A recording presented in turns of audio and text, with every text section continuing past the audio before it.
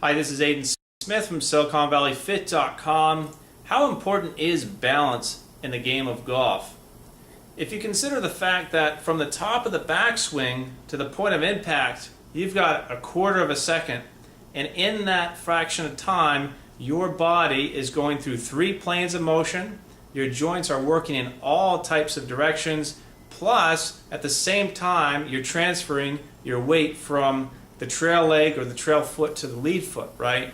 So it's fair to say that golf requires a moderate level of balance.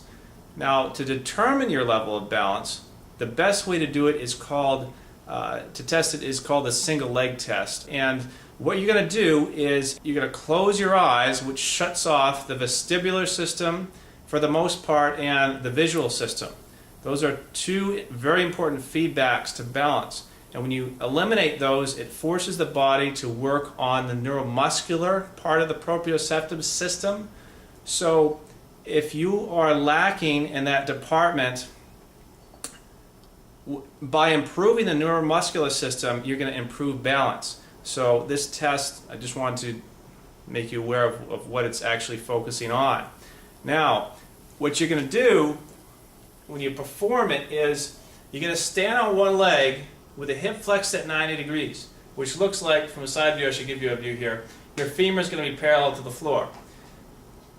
This test is up to 25 seconds or beyond, so if you can do 25 seconds or beyond, that is a sign that in your exercise programs for golf, you're not going to need that much balance work. You're going to want to spend time on other areas that you're weak in, which is maybe mobility, flexibility, stability, things of that nature. Okay, so there are a lot of golfers who waste time on balance exercises because they don't need them, and a lot of people tend to train what they're good at, right? So that's why you see a lot of flexible people in yoga, is because they're flexible. You don't see a lot of stiff people in yoga, generally speaking. At any rate, let's continue with the rules of the test. Your foot needs to maintain position on the floor. If it loses position, if it goes off to one side or the other, you got to stop the test right there. If you have the airplane arms going on, that's also a no pass.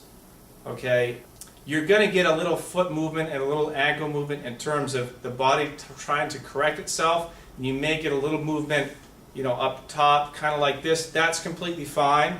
Okay, but just you don't want any drastic movements. And if someone has to overcorrect quickly, again, stop the test, which is up to 25 seconds or beyond. That tells you that in your exercise program or your golf-specific conditioning program that the section on balance in that program is going to be far less than someone who fails a test on 5 seconds. So there's one more thing I want to point out with this single leg balance test is safety, because if you're neurologically fatigued and you don't have a lot of balance, you're going to need a spotter. So hire a personal trainer to give you this test, or grab a buddy that you trust, have them spot you, because you could end up on the floor during this test and hurt yourself, and you don't want that.